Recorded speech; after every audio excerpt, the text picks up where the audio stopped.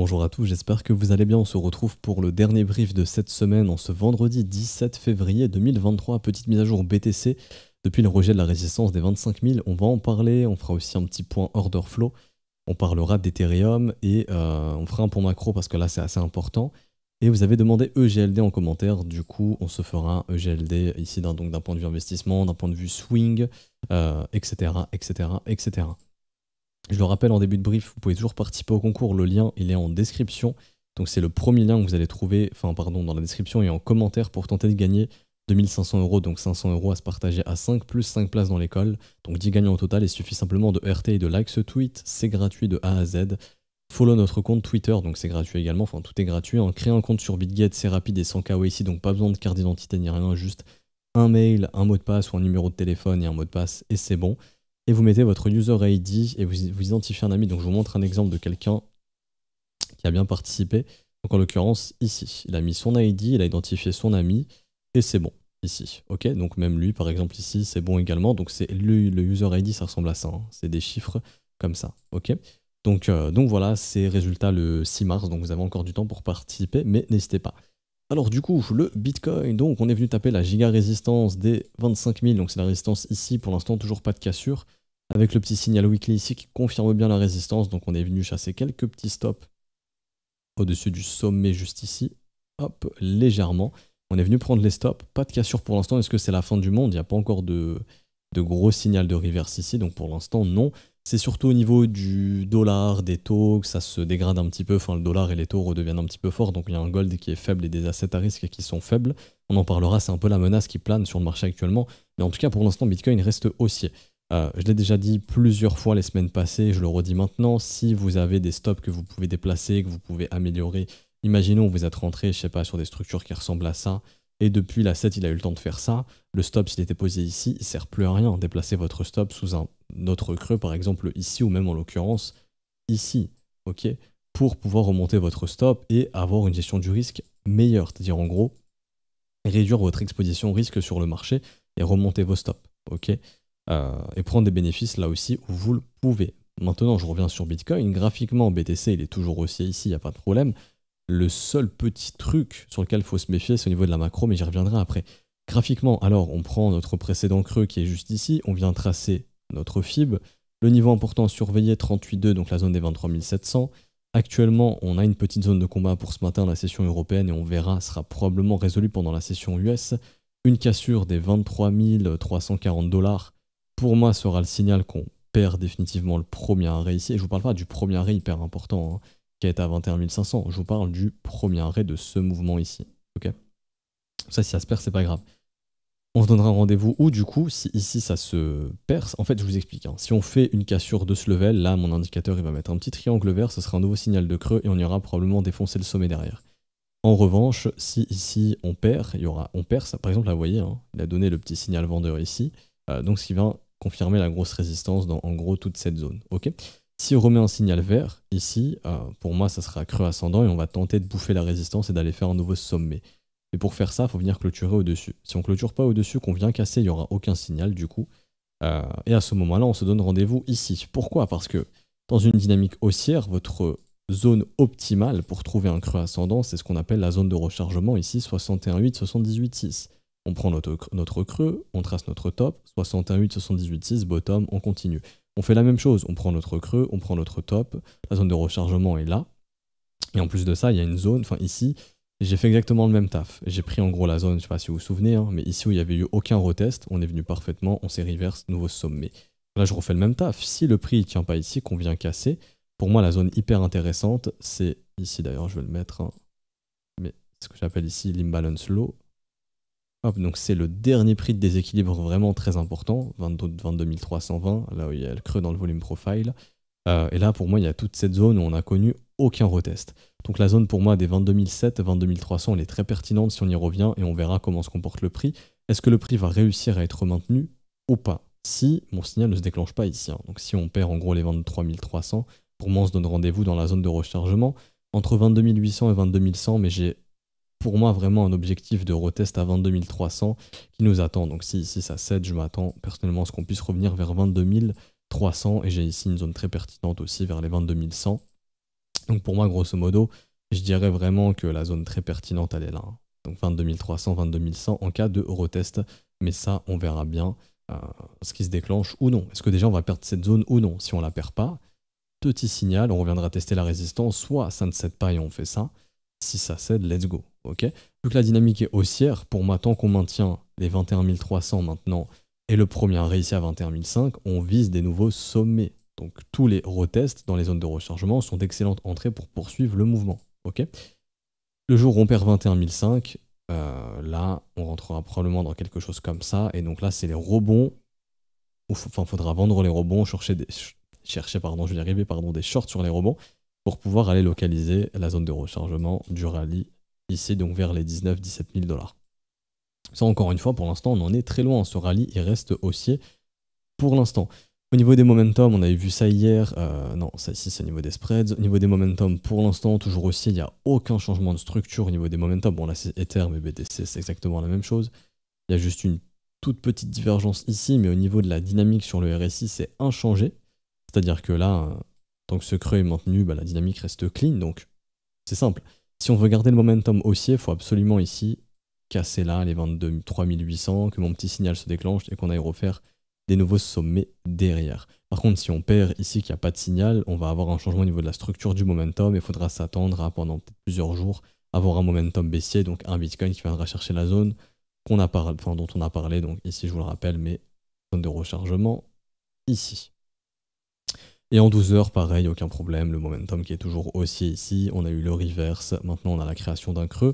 Ce qu'on attend de voir, c'est est-ce que notre creux va se créer ici ou non. Si oui, on ira vite chercher un nouveau sommet et donc le prix fera exactement la même chose. Donc, pour conclure sur Bitcoin, dynamique toujours haussière, il n'y a pas de problème. Après, on verra le point macro, mais pour l'instant, j'en parle pas maintenant. Donc, graphiquement, toujours haussier. On est venu taper une grosse résistance à 25 000 $. On est venu chasser les stops au-dessus de cette résistance. Au niveau de l'order flow, autant en parler maintenant. C'est un petit peu FOMO dans l'après-midi par la suite. Donc, hier, vers les 15 heures. Pendant la session US, ça a commencé à beaucoup FOMO. Vous voyez ici, hausse des funding, open interest qui monte beaucoup plus que le prix. Donc c'est normal d'avoir un open interest qui monte quand le prix monte, parce que l'open interest est exprimé en dollars. Si vous voulez l'open interest pur, vous le regardez en Bitcoin, vous voyez qu'en Bitcoin, il baisse ici. Donc c'est normal de le voir monter en dollars. Pourquoi? Parce que le prix du Bitcoin monte. Le Bitcoin, il a pris 15%, même pas en une journée ou en 2 jours. Donc normal de voir l'open interest qui prend ici aussi 15%, c'est logique. L'open interest, il s'exprime en dollars. Comment on calcule l'open interest? On prend tous les bitcoins qui sont leveragés et on le multiplie par le prix du dollar, tout simplement. Donc ici, en gros, si vous faites 8 milliards divisé par 23 millions, vous allez tomber grosso modo sur cette valeur. Bon, moi, j'ai pas mis ici tout, mais si je vous mets tous les exchanges ici, vous faites 209 000, 200... Bon, je vais vous faire avec vous, de toute façon. Hein. On va faire 207 000 fois le prix du bitcoin. Donc 207 000 à peu près, on a un open interest de combien? 207 560 fois le prix du Bitcoin, donc 23 647. Ça donne ici 4 900 millions. Si je lui dis de m'exprimer l'open interest en USD, comme par magie, on est à quoi? 4 900 millions. Logique. Même ici, pourquoi l'open interest il a fortement chuté? Parce que le prix il chute, donc le prix il a perdu 8%, l'open interest il a chuté un peu plus. Pourquoi il a chuté un peu plus? Parce que là, cette fois-ci, il y a eu beaucoup de positions clôturées en Bitcoin. Donc là, l'open interest, il a vraiment chuté. Et ce qui est vachement intéressant, c'est que actuellement, l'open interest, il se retrouve plus bas que où il était auparavant. Je m'explique. Vous prenez l'open interest actuellement qui est à 8 milliards. Ici.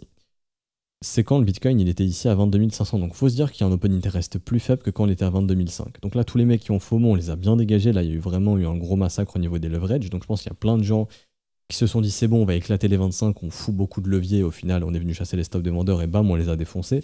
Et là c'est bon en fait, ils sont défoncés ces acheteurs. Maintenant, est-ce que ça veut dire que c'est bon, bottom is in de ce mouvement baissier? Pas forcément, ça je vous l'ai dit, mais il faut vraiment breaker. Ici, en 1 heure, ça nous fera une structure assez intéressante. Et en H4, ça nous fera le petit signal et on aura la possibilité de revenir tester la résistance dans les 24 000 et on verra si elle cède ou pas. Ok. En revanche, s'il n'y a pas de signal, on va continuer de massacrer un petit peu ceux qui sont venus se leverager ici et prendre des longues avec levier, tout simplement. Bitcoin fini, Ethereum assez similaire dans le sens où, même endroit, premier arrêt, pareil, on attend le signal, une cassure. On a l'air d'ailleurs hop, ici et ici. Donc on attend de voir si on fait une cassure haussière ou une cassure baissière sur la consolidation de cette bougie actuellement. Si cassure haussière, mon indicateur va mettre un petit triangle. D'ailleurs, il n'est pas ici. Hop, là, il a mis un petit triangle ici qui crée la résistance. Si on a une cassure haussière, il va en mettre un, tout comme il en avait mis un juste ici sur le bottom. Donc là, c'est ce qui confirmera un creux. Bien sûr qu'on peut faire ça, hein, ça arrive, rejet de résistance, et on fait ça. C'est pour ça que l'invalidation, elle est juste ici, hein, bien évidemment. Et donc, tout est similaire au Bitcoin. Ça, c'est exactement pareil.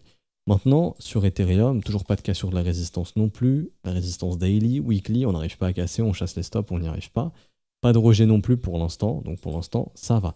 Ah oui, j'ai oublié de préciser, hein, mais en Bitcoin, enfin, pardon, en daily sur Bitcoin, si on clôture sous ce seuil ici, là, 23 500 à peu près, l'indicateur, il va mettre un petit signal orange, très très probablement. Orange ou gris, mais il va mettre un signal ici. Qui va confirmer encore une fois que la résistance est très solide et que pour l'instant, on la casse pas.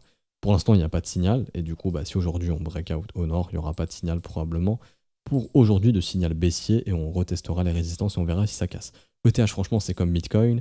Je fais la même analyse, mais pour l'instant, 38,2, ça tient. Si ça tient et qu'on breakout, objectif, nouveau sommet, et aller casser définitivement la résistance, on a des tonnes de liquidations sur Ethereum qui attendent des 1800 jusqu'aux 2000 $. Les prochaines grosses liquidations, c'est sous les 1440, donc ce serait sous le creux. Ce serait vraiment pas beau d'aller sous le creux ici, qui a été trouvé à 1460 à peu près. Et là, il y a des tonnes de liquidations qui nous attendent. Donc là, grosso modo, dans ces zones, c'est blindé de liquidations. Pourquoi? Parce que il y a des sommets qui sont maintenus depuis je ne sais combien de temps. Donc tous les mecs qui shortent, en fait, foutent simplement les stops, mais ici, c'est les liquidations. Donc en gros, tous les mecs qui sont en train de shorter ici, tout ce qui est levier x5, x10, il suffit 10%, 20% de variation. Déjà ici, voilà, tous les leviers x10, ils sont morts. Tous les leviers x20, ils sont morts. Tous les leviers x30, ils sont morts. Et les gens qui shortent sont probablement ici avec des leviers assez importants. Donc ouais, beaucoup de liquidations ici sur Ether, jusqu'aux 2000 $ à peu près. Donc ça reste à surveiller. Et sinon, après les liquidations longues, hein, c'est vers les 1400, 1300, 1200, etc. Ça serait la perte du creux et ça serait vraiment pas bullish. Pareil au niveau du momentum sur ETH, pas de changement pour l'instant. Ici, on est en 12 heures, pareil, toujours haussier, il n'y a aucun souci. Ici, en H4, pareil, pas de perte de niveau, rien du tout. Donc maintenant, la question, c'est est-ce qu'on arrive à breaker les 1670 à peu près, confirmer notre petit signal pour retourner vers les résistances et tenter de breaker. Je passe sur le point macro et c'est le point macro le plus important que je vais faire cette semaine et je pense des prochaines semaines et des prochains jours à venir. Alors, ici sur le S&P 500, on a S&P 500 qui commence à se dégrader, mais je vais d'abord commencer par le dollar. Et du coup, on pourrait être dans ce scénario-ci qui est le dollar redevient fort. Le Bitcoin, en fait, ce qu'il est venu faire, c'est qu'il est venu chasser les stops au-dessus de la résistance weekly et prépare un reverse pour accompagner les assets à risque. Ça, c'est le cas où on est venu faire le petit move d'enfoiré et que grosso modo, on est venu chasser les stops ici, ok, et qu'après on se met à perdre nos creux, etc. Là, il faudra s'attendre à un Bitcoin qui repasse dans une dynamique comme ça et qui sera appuyé par un dollar haussier et des taux haussiers. Donc, vigilance au niveau de la macro. Pourquoi? Parce que vous avez ici un dollar qui remonte. Ok, donc ça c'est le dollar qui est fort. Vous avez des taux actuellement 30 ans qui sont forts et le combo taux qui monte, dollar qui monte, c'est pas bon et pour l'or et pour les assets à risque. Et là on le voit. On le voit ici où vous avez pour l'instant l'or qui n'arrive pas à trouver de rejet sur son premier arrêt. Commence à perdre ce creux ici. Si on perd cette zone, on se donne rendez-vous vers les 1780. Et ça voudrait dire que ça, le dollar, il est fort. Également, ici, le S&P 500, on avait vu ici, est-ce qu'il est en train de nous dessiner le triple top? Ça semble se confirmer, il y a un deuxième élément de confirmation ici.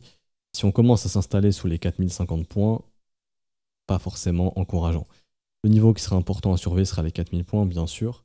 On peut très bien ici faire les M et puis hop, piéger tous les vendeurs qui rentrent là-dedans. Et boum, les squeeze, ça ne sera pas impossible. Mais honnêtement, quand je vois des divergences ici, des structures comme ça qui commencent à se former, je me pose beaucoup de questions. Et ça, c'est des signaux plutôt bearish ici. Donc pour faire simple, Bitcoin, lui, il reste haussier, il n'y a pas de problème. Ethereum également. Maintenant, il y a ce truc d'asset à risque et l'argent circule, qui est que le dollar, il est bizarrement fort actuellement. Et les taux sont bizarrement forts aussi. Et donc là, je vais juste retirer les taux là. Je commence à prendre un petit peu la tête. Hop. Et donc, pour faire simple, en daily, le niveau de validation d'un dollar qui serait beaucoup plus fort, c'est une cassure des 105,4 points, à peu près. C'est notre précédent sommet qu'on doit maintenir. Ok. Donc, le level, il est ici. ok? Si on casse ça, derrière, il y a des probabilités de rentrer dans une dynamique qui pourrait faire ça, et donc on aura un retracement du dollar potentiellement plus fort. Quels seraient les objectifs de ce retracement plus fort? Tout simplement 38,2. 38,2, donc ça serait environ les 106 points. Ok? Donc peut-être qu'on peut juste mécher, pas casser ce level, chasser les stops, venir tester 38,2 et repartir, mais ça sera le premier niveau. Aussi un autre level, je fais le même exercice ici, hein, mais retracement de moitié, et donc à ce niveau-là, les 107 points. Toute cette zone, ok? Si vraiment le retracement il est très strong, zone de rechargement de short 109 et 111 points. Mais si on fait ça, je vous assure que le gold il se fait défoncer, le S&P se fait défoncer, et il faudra s'attendre à un dollar très fort, S&P Nasdaq très faible, et potentiellement les cryptos très faibles. Pourquoi? Parce que les assets à risque, s'ils dump, seront faibles, ok? Tout simplement. Donc voilà, pas forcément d'autres choses à dire en plus. Donc juste, il y a la menace dollar et les taux. Donc moi, j'attends de voir. Pour l'instant, on est en zone de rechargement de short. Si on faiblit, le marché peut se reverse. Et ça, bon, bah, les assets à risque vont fortement apprécier. Mais pour l'instant, le dollar, il est fort. Et pour l'instant, tant que ce mouvement haussier n'est pas terminé, attention. Il faut vraiment faire attention. Et si on perd les 105,5 points, derrière, ça ouvre les portes à avoir un dollar qui serait plus fort. Et si c'est le cas, bah, des assets de risque plus faibles et des crypto-monnaies, bien sûr, qui en font partie. Après, les niveaux d'invalidation, vraiment, Bitcoin haussier, un Bitcoin qui repasse sous les 21 300, pour moi, c'est pas du tout bullish. Et là, il faudra s'attendre très très probablement à un Bitcoin qui ira sous les 20 000 $ et qui reviendra probablement au moins 20 200. Et après, ce serait la zone de rechargement, 19 200, 17 500. Donc, en gros, le rallye ici serait fini. Le dollar, il est fort. On revient là, on voit ce qui se passe. Si le Bitcoin il redevient fort, que le dollar il top, là, c'est votre nouvelle ultime entrée parce que derrière, on fera probablement ça. Et là, on sera sur des structures très très très bullish à long terme. Il faudra s'attendre à des gros rallyes. Ça, c'est au cas où le dollar est fort, le Bitcoin casse ses niveaux, etc. Pour l'instant, le Bitcoin n'a rien fait, il est toujours aussi. Objectif du Bitcoin, faire de nouveaux sommets. Ok, c'est important de comprendre ça. Mais il y a cette menace, dollar et taux qui remontent, qui peuvent justement faire beaucoup de pression vendeuse, baissière aux assets à risque. Ok. Donc pour ça, surveillez bien tout ce qui va être dollar, qui pour l'instant est fort. L'or qui, pour moi, était un moteur haussier, j'en ai parlé, qui pour l'instant a perdu toute force. Et depuis qu'il a perdu sa force, le 2 février, on voit pareil au niveau des assets à risque. Ici, on perd énormément de force. Et du coup, lui, depuis le 2 février, le dollar, il en profite pour être très fort. Donc il faut vraiment faire attention à tout ça. Et pour l'instant, il montre aucun signe de force ici. J'ai fini ici pour la macro et du coup, EGLD qui m'a beaucoup été demandé. Donc là, on va aller le checker sur BitGet directement. Je le rappelle, hein, avec le lien en description en commentaire, vous avez 15% de réduction sur vos fees, ce qui rend la plateforme plus compétitive. Et aussi des bonus de dépôt, enfin des bonus de trading en fonction de vos dépôts. Alors du coup, ici pour revenir sur EGLD, donc très simplement, est-ce que la localisation est bonne? Techniquement, oui. J'ai besoin de plus d'historique ici, mais techniquement, oui. Vous êtes dans un marché où on est venu retracer une grosse partie du mouvement précédent. Je passe en log pour avoir vraiment le niveau ultime qui est là. On est sur des retracements de 90-95%, donc en termes de localisation, c'est génial. On voit que la volatilité commence à se calmer. Ici, vous voyez, on est dans le vert en termes de volatilité, donc la volat est complètement plate. Donc on est en train de rentrer très probablement dans une phase de range ici. Donc, entre ces bornes, grosso modo. Ok. Donc là, vous savez qu'en tant qu'investisseur, si on range comme ça pendant longtemps dans les prochaines semaines, vous allez avoir un excellent signal et il y aura un signal de reprise. Pas forcément to the moon bull market, hein, il y aura probablement une première phase de pump, du retracement. Donc on va échouer sous des résistances importantes vers ici par exemple. Et après, il y aura possiblement là, voilà, la vraie création de creux sommet ascendant. Et là, on ira tout défoncer si EGLD à terme peut refaire de nouveaux ATH. Ok. Mais là, on est probablement dans une zone de prix où le bottom il est en train de se former, je pense. Maintenant, graphiquement, c'est pas encore ça. Ça, c'est ce qui est important de comprendre. On est venu sur des retracements très importants, sous même les 0,886 hein, ici. Pour franchement, l'investissement, il est très professionnel tant qu'on est sous les 67 $. Si vous achetez du EGLD et que vous pensez qu'il y a du potentiel, pour moi, en termes de prix, ça reste très bon. Donc ça, c'est l'investisseur qui va juste acheter, qui va se dire, ok, bon, on est déjà monté jusqu'à plus de 400, maintenant on a baissé de 90%. J'estime que le prix est bon, j'estime que vraiment cette tendance baissière commence à s'estomper parce que on le voit au niveau des momentum, hein, il y a des grosses divergences haussières qui se forment. On n'a pas de grosses confirmations haussières de reprise de momentum. Ça se verra un peu mieux sur le RSI. Je vais vous montrer ça. J'ai juste retiré tout ça, moi ça m'intéresse pas du tout. Tac, tac, tac, tac, tac. Hop. Mais pour faire simple, quand vous avez un RSI par exemple qui commence à faire ça, c'est-à-dire ici, des gros W comme ça c'est un très bon signal. Il y a une grosse divergence haussière qui s'est formée, c'est très bien. Également, ce qui serait très bien, c'est de venir péter ce sommet ici sur le RSI. Si le RSI vient péter ce sommet, ça c'est l'information que le momentum il est assez fort et que il y a de grandes chances de rentrer dans un momentum comme ça. Et donc là, il faudrait se dire que si on suit la saisonnalité, buy when it's now, sell in May and go away, donc achète en hiver et vend en mois de mai, il faudrait se dire que jusque mai-juin, la SAT il pourrait rester aussi à peu près. Donc on serait bel et bien dans le retracement de ce mouvement ici. Et que du coup, il faudra s'attendre tout naturellement au retracement de ce mouvement. Et à des cassures de résistance, okay, parce qu'on a repris un momentum fort. Déjà, ça c'est bien, W, dans un W, franchement le momentum il est très clean ici.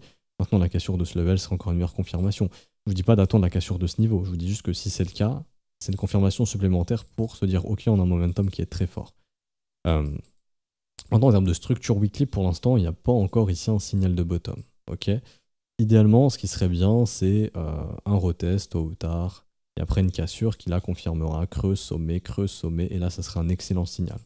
Maintenant, pour ceux qui sont ici en swing trading, etc., là actuellement, si on vient breaker, et c'est ce qu'on est en train de faire, hein, mais si on vient breaker ici ce level, on va créer ici un creux majeur, donc plutôt là. Notre creux majeur weekly, c'est-à-dire que ça sera un niveau très important qu'on viendra défendre. Donc grosso modo, voilà, là, le creux majeur il est en train de se valider. Ici, le précédent il était là. Le nouveau il est là. Donc encore une fois, toujours hein, le même exercice, mais je prends mon creux précédent, je localise ma zone de rechargement, on est juste ici, on y revient, boum, on repart direct et EGLD est toujours haussier ici. On est en train de péter ses résistances, donc la prochaine résistance, tout naturellement, elle est où? Elle est ici, 60 $, et donc là on peut s'amuser aussi à localiser une zone de rechargement de short du sommet précédent important, parce que oui, pour l'instant, EGLD, il casse aucun sommet important. Le précédent sommet important, il est ici. C'est-à-dire que tant qu'on casse pas ça, on est baissier en weekly. Ok. Premier sommet majeur précédent, il était là. Donc c'est-à-dire que si EGLD ici, il vient et puis il se fait rejeter, il reviendra probablement tester son creux majeur. S'il tient et qu'on fait ça, là c'est très bien, on ira casser des résistances, on sera dans un retracement plus fort. Donc pour l'instant, EGLD en weekly, il est toujours baissier. Ça c'est important de comprendre ça. Donc lui, il est dans une sorte de range, il baisse sa volatilité, les prix sont intéressants, mais la structure weekly est toujours bearish. Ok, donc vous n'êtes pas dans le sens du vent ici. Si vous êtes un swing trader, votre dernière entrée elle était déclenchée ici dans la zone de rechargement. Ok, donc c'était là. Pareil ici, notre petit indicateur qui nous a mis le petit triangle vert, excellent signal, on est déjà en train de repartir. Ok, donc ici, très bien. Prochaine zone, comme on en a parlé, c'est là et là, il faudra surveiller. Si vous êtes dedans, je vous invite vraiment, enfin déjà techniquement, cette mèche a pu vous filer quelques profits, mais ça c'est une zone de profit et une zone où on se dit ok, je me protège. Votre stop, techniquement, pour moi, maintenant, il est sous ce creux ici parce qu'on est en train de valider un creux majeur. Donc, imaginons, vous êtes dans le train sur EGLD, vous êtes rentré quelque part par là. Votre stop, maintenant, il se passe sous ce creux. Ok, donc là, vous réduisez votre risque et vous avez une zone de profit qui est ici. Ok, tout simplement. Cette zone, très importante, parce que comme je l'ai dit, le marché il est toujours baissier et les zones de rechargement de short qui sont proposées via des creux majeurs, c'est généralement des portes de sortie. Hein. Vous voyez ici, mais le précédent sommet, zone de rechargement de short, petite mèche, merci, au revoir, nouveau plus bas. Ok, donc ça reste important. On pourrait refaire la même chose si on est toujours baissier, bah, je poursuis ma dynamique baissière et je fais ça. Ok. Par contre, si on vient ici et qu'on break, ça c'est un excellent signal. Et derrière, il faudra s'attendre à un nouveau creux majeur pour faire ça, très très probablement. Et donc là, il y aura une nouvelle opportunité pour swinger le EGLD. Donc je récapitule. Quelqu'un qui swing en daily, pour moi la dernière entrée c'était ici. Ok, avec stop loss juste ici. Et donc là, on surveille cette zone, on prend des profits et s'il y a débordement des résistances, c'est très bien. Un investisseur qui achète juste un prix, tout investissement qui est fait sous les 88,6% sont très intéressants et vous avez un taux de réussite qui sera très important. Si le projet ne meurt pas et qu'on vient chercher, qu'on retrace au courant du printemps, saisonnalité très favorable, c'est généralement mars, avril, mai où généralement les momentum sont très forts. Donc ça pourrait commencer dès le mois prochain et puis ça finirait en mai, juin. Potentiellement. Il faut savoir aussi qu'il y a une news très importante qui est tombée, c'est que, je vais essayer de vous retrouver ça 2 petites secondes, mais en gros, ils vont rendre possible l'achat de crypto-monnaie en Asie, mais il faut que je retrouve le tweet 2 petites secondes. On en avait parlé dans le Discord juste hier, avec les élèves, donc je suis en train d'essayer de vous retrouver ça, pour retrouver la news exacte. Alors, je l'ai retrouvé, super. Hop. Donc le 1er juin 2023. Alors le 1er juin 2023, donc Hong Kong va officiellement ouvrir, enfin rendre possible l'achat de crypto-monnaies et la vente de crypto-monnaies, donc le trading de crypto-monnaies totalement légal pour tous les citoyens. Donc, et en gros, après, il lui met un commentaire, bon, il attend un gros flux d'argent qui devrait arriver justement de Hong Kong et plutôt du marché asiatique. Donc ça, c'est franchement une bonne chose. Il y a aussi ici un stablecoin qui serait mis en place pour eux, donc très bien. Mais moi, je vois ça comme ok, bah en fait, au mois de juin, enfin, en gros, le but, c'est de pousser les marchés, puis le mois de juin, on dumpe tout sur eux, parce que, bah, techniquement, c'est des milliards, et on peut dumper des milliards sur eux. Pourquoi? En fait, le fait que ce soit déjà rendu public, ça fait pour moi bail de rumeur, celle de news. C'est un peu comme, par exemple, quand on sort des contrats futurs sur Bitcoin ou les ETF qui étaient au top. Pour moi, ça, c'est du volume en plus, de la liquidité, en fait. On peut dumper sur des gens. Et pourquoi leur permettre de rentrer que le 1er juin 2023 et pas avant? Rappelez-vous de l'adage, hein, buy when it's now, sell in May and go away. Donc c'est-à-dire que les structures elles sont en train de se former, etc. Mais on leur permet pas encore de trader, on leur permettra qu'au mois de juin. Est-ce que le but ce serait pas justement de pousser le marché bien haut pour juin et puis de distribuer tout ça sur eux pendant l'été, un peu comme en juin en 2019, où le top il était en juin, tout l'été on a consolidé distribution et on a distribué sur les gens en été, grosso modo. Est-ce que ce serait pas le but? Ce serait pas ça l'objectif? Je trouve ça assez bizarre franchement de leur rendre le trading possible qu'au mois de juin, sachant que c'est des saisonnalités de vente généralement, donc il faut se dire qu'il y a potentiellement des millions et des centaines de millions de gens qui vont pouvoir acheter et vendre de la crypto, donc ça fait du volume à récupérer, et comme par hasard c'est dispo qu'au mois de juin, généralement où c'est des fenêtres de vente. Donc ça me semble assez intéressant. Donc pour récapituler, l'investissement ici il est très bien en termes de prix. Si vous avez survécu au bear market et que vous avez des fonds disponibles, techniquement ces zones sont très intéressantes. Pour quelqu'un qui va encore plus optimiser, bon bah à ce moment-là vous tracez la zone de rechargement du mouvement, et si on y revient, pareil, hein, grosso modo entre 36 et 41 dollars serait encore une bonne opportunité. Et pour les traders de swing, comme je l'ai dit ici, on a eu le signal continuation haussière. Maintenant c'est de voir si on peut péter la résistance des 63 dollars. Ok. Maintenant je le rappelle, en échelle weekly, graphiquement ce marché est toujours baissier. Ce serait mieux de voir par exemple quelque chose comme ça. Une fois qu'on fait ça, on a définitivement confirmé que le bottom il est ici, c'est-à-dire que le bottom il sera confirmé là, on n'ira plus sous les 30 dollars sur EGLD. Pour l'instant, c'est pas encore confirmé. Il faudra s'attendre probablement, donc là, si la saisonnalité est avec nous et que le dollar ne nous fait pas trop chier, jusque mai-juin EGLD qui serait bullish, été top et distribution. 2024 transition avec retracement, donc là probablement des zones de rechargement qui seront reproposées quelque part par là. Et puis 2024-2025, donc plutôt fin 2024, début 2025, une reprise haussière un peu comme en 2021. Fin 2020, début 2021, une reprise haussière tous les 4 ans, rappelez-vous. Si la cyclicité se répète. Donc le but ici serait de faire un retracement, de prendre des bénéfices. Premier arrêt du mouvement précédent, 100 dollars déjà une bonne target. Si on retrace beaucoup plus et que c'est très fort, il y aurait les 120 et un prêt entre 140 et 176. Mais bon, ça on verra ça en fonction du rallye. Mais pour moi, ce ne sera pas direction ATH. Hein. Si vous voyez le momentum qui commence à accélérer les prix qui accélèrent, c'est pas direction ATH. C'est probablement juste retracement de ce mouvement. Ensuite, il y aura transition, comme j'ai dit, très probablement. Et après 2024-2025, de nouvelles structures très intéressantes. Et là, vraiment de vrais rallyes. Probablement post-halving du Bitcoin. Très généralement, c'est halving du Bitcoin. Et ensuite, 6 mois, 1 an après, les altcoins se remettent à repartir dans un cycle haussier. Ok? Donc voilà, on s'arrête ici pour aujourd'hui. J'espère que ça vous aura plu. Si c'est le cas, n'hésitez pas à laisser un petit pouce bleu, vous abonner si ce n'est pas déjà fait. Également, participant au concours, c'est gratuit, n'hésitez pas. Également, si vous souhaitez trader EGLD, c'est dispo sur BitGet. Lien pour vous inscrire, 15% de réduction via notre lien partenaire, donc c'est toujours très intéressant pour vous. Également, d'autres bonus, comme j'en avais parlé au niveau des bonus de dépôt, donc des bonus de trading en fonction de votre premier dépôt.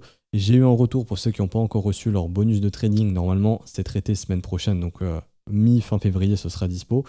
Je le rappelle, demain, la vidéo de la newsletter sera dispo, donc là elle est dispo déjà pour ceux qui sont inscrits à la newsletter. Si vous la voulez aujourd'hui, n'hésitez pas à rejoindre, sinon elle sera dispo publiquement demain et c'est gratuit pour rejoindre la newsletter.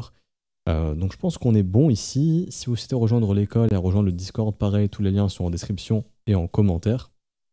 Ok, donc là dans le salon, bienvenue, vous aurez toutes les explications pour rejoindre l'école en paiement en crypto-monnaie, donc tout ce qui est Ethereum, BNB, USDC, USDT, BUSD, BNB, donc ça je l'ai déjà dit. Vous avez les adresses ici, les explications, tout est expliqué. Vous avez les montants ici, donc abonnement mensuel, trimestriel, semestriel, annuel, donc les offres. Hein. Des réductions, bien sûr, avec les offres un peu plus long terme. Vous avez ici des petites recommandations pour les réseaux à utiliser qui vous coûteront le moins de frais. Donc bon, là, les frais sont très faibles, hein, globalement, peu importe les réseaux, c'est très très faible. Une fois que vous avez fait la transaction sur une de nos adresses, il y a un TXID qui se génère automatiquement, vous avez juste à nous l'envoyer. Donc les professeurs, on est là, hop, aux 3 profs, vous nous l'envoyez, c'est pas du spam, vous inquiétez pas. Le premier kilowatt, très généralement, on est très réactif dans la journée, c'est fait. On vous met votre rôle élève et vous avez accès aux cours, aux briefs. Ce matin, on a revu des setups de swing ici, sur Chili's, Aptos, Land, on a vu quoi d'autre? On en a vu plein d'autres, on a vu le gros du market cap, hein, Solana, etc. Donc des setups de swing intéressants qu'on avait déjà vus, qui se sont déjà confirmés avec les signaux sur les indicateurs, etc. etc. Petite alerte, donc peut-être une résolution. Mais par exemple, Aptos, enfin, je crois qu'on avait vu ensemble, hein, je pense que c'était sur BitGet, mais ici par exemple Aptos, est-ce que j'ai mon petit signal, j'ai mon indicateur ici ou pas? Attendez, petites choses à faire. Hop, paramétrage pour que ça fonctionne. Voilà, donc Aptos qui nous a donné double signal ici, donc les signaux étaient confirmés. Donc maintenant, on attend un petit peu hein, de voir la direction du trade. Je vous ferai une mise à jour, je pense, sur Aptos la semaine prochaine, parce qu'on avait vu aussi le trade ensemble, je crois, parce que j'avais fait des tracés sur BitGet. Donc on verra tout ça, je pense, la semaine prochaine. Du coup, bonne journée à tous, bon week-end à tous. On se retrouve demain pour la vidéo de la newsletter, donc la vidéo publique de vos analyses préférées de vos altcoins. Enfin, je vais arriver, pardon. L'analyse de vos altcoins préférés sera dispo demain. Si vous la voulez aujourd'hui, n'hésitez pas à rejoindre la newsletter, le lien apparaît en description et en commentaire. Bonne journée, bon week-end à tous, à lundi matin. Ciao, ciao.